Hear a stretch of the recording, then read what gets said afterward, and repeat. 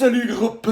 En ce lundi 27 avril, je commence par vous dire que j'ai mis sur la plateforme Teams dans l'onglet Fichiers les exercices suggérés par le ministère pour la semaine pour maintenir vos acquis en français et dans les autres matières.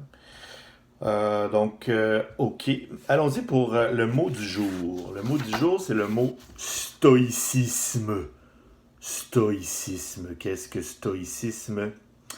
C'est un peu pour vous préparer pour le cégep. C'est un courant philosophique. Je vous rappelle qu'il y a des cours de philo pour tous ceux qui s'en vont au cégep l'an prochain.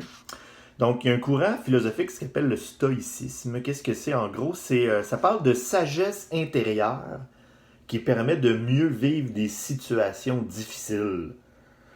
Et ça dit aussi qu'il faut apprendre à accepter le destin qui est hors de notre contrôle. Donc, c'est un courant philosophique qui date du 1er siècle après Jésus-Christ. Et si le sujet vous intéresse, il y a un texte fort intéressant qui est paru dans la presse de dimanche qui réfléchit sur deux thèmes, la liberté et le bonheur. C'est ça le but de la philosophie, c'est réfléchir, penser. Et donc, on aborde ces deux thèmes-là, liberté et bonheur, en faisant référence à un philosophe qui s'appelle Épictète, dont vous allez parler au cégep. Épictète faisait partie du courant philosophique du stoïcisme. Donc, je vous invite à aller lire ce texte que j'ai inclus sur la plateforme Teams. Mon premier sujet aujourd'hui, j'y vais avec un mot. Conspirationniste. Donc, un conspirationniste, c'est quelqu'un qui fait la promotion d'une théorie du complot. Et c'est pas facile si on veut faire changer d'idée quelqu'un qui est un conspirationniste. Donc, ces gens-là sont vraiment convaincus que ce qu'ils disent est vrai. Puis, c'est pas facile. Donc, il y a des psychologues qui se sont intéressés à ce phénomène. Et on dit que, évidemment, ces personnes-là gardent seulement les informations qui font leur affaire pour nourrir leur théorie du complot. Puis si tu essaies des attaquer, eux, ils gardent juste les informations qui font leur affaire. Le reste, ils mettent ça de côté comme une genre de carapace. Et puis, c'est pas facile les faire changer d'idée. Puis la stratégie qu'il ne faut pas faire, c'est qu'il ne faut pas les attaquer de front.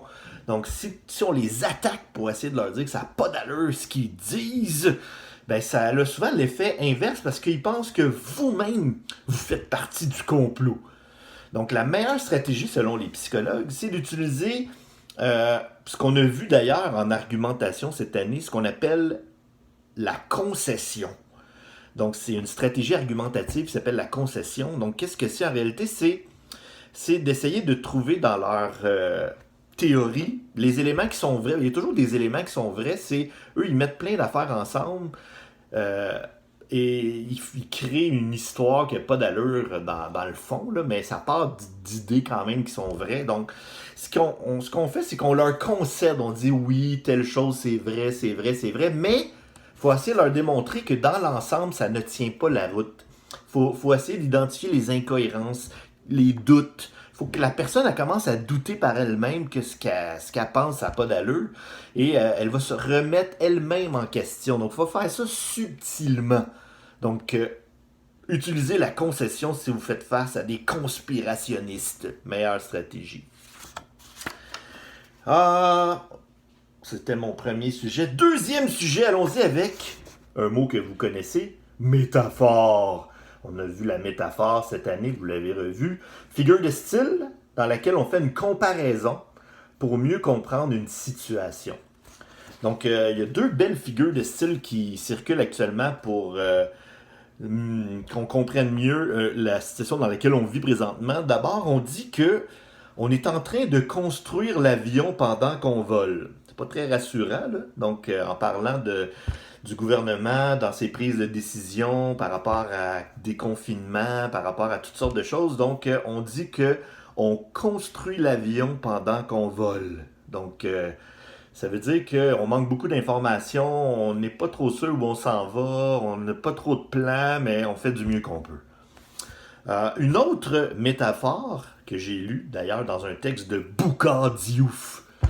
C'est que lui, il dit on construit le parachute pendant qu'on est en chute libre. Donc, imaginez, vous sautez d'un avion et là, vous êtes en chute libre. Puis là, tu construis ton parachute pendant que tu es en chute libre. T'espères que tu vas finir avant que tu arrives en bas. OK, bon, celle-là est un petit peu moins positive, disons. Mais bon, Boukhar Diouf a écrit un texte fort intéressant dans lequel il écrit cette métaphore, mais aussi, je vous rappelle que Boukhar Diouf, c'est un humoriste, un conteur, un biologiste et un animateur. Et dans son texte qu'il a publié samedi dans la presse, lui, il trouve que le gouvernement ne prend pas une bonne décision en rouvrant les écoles en mai. Pas d'accord avec ça, lui. Donc, si vous voulez savoir pourquoi, vous pouvez lire son texte que j'ai intégré sur la plateforme Teams. Mais il n'est pas le seul parce qu'il y a un texte qui est paru aussi samedi soir. Et le gouvernement fédéral n'est pas d'accord non plus avec la position du Québec de rouvrir les écoles pour ce qu'on appelle la stratégie immunité collective. Donc, eux sont pas d'accord avec ça. Ils disent que c'est pas garanti que ça va marcher parce que les preuves ne démontrent pas l'immunité encore. C'est pas clair. Donc, on va voir où ça va nous mener tout ça. Donc, ça, c'est pour ce sujet-là. J'ai oublié tantôt, quand je parlais de conspirationniste, de vous donner un exemple plus clair. Je parle de Bill Gates. Donc, il y a des gens qui disent que Bill Gates, c'est lui qui a créé le virus parce que il l'a dit, Bill Gates l'a dit en 2017 dans une entrevue sur YouTube. Il a tout prévu, le virus, puis qu'est-ce qui était pour arriver. Puis là, c'est parce que lui, il veut faire un vaccin, puis il veut faire beaucoup d'argent avec le vaccin. Donc, ça, c'est une conspiration. Si on veut s'attaquer à ça, on peut essayer de créer des doutes. Premièrement, si Bill Gates voulait créer un virus qui était pour créer une pandémie, pas sûr qu'il l'aurait dit sur YouTube en 2017. Il l'aurait pas dit d'avance, me semble. Deuxièmement, Bill Gates, s'il veut faire beaucoup d'argent en faisant un vaccin, c'est déjà l'homme le plus riche au monde. Donc, je sais pas s'il a vraiment besoin d'argent. Puis Bill Gates crée déjà des vaccins pour aider le monde. Il donne 90% de son argent pour aider les gens à travers le monde en créant des vaccins, en aidant, en sauvant des vies. Donc, je vois pas la logique d'aller tuer un paquet de monde. Il me semble que ça marche pas. Bon. Donc, c'est une façon peut-être de s'attaquer à cette conspiration. C'était mon exemple que j'avais oublié tantôt. Je termine par... Connaissez-vous Virginie Fortin? Virginie Fortin, c'est une humoriste québécoise, une comédienne, très connue dans le milieu de l'impro. Elle fait partie de la LNI.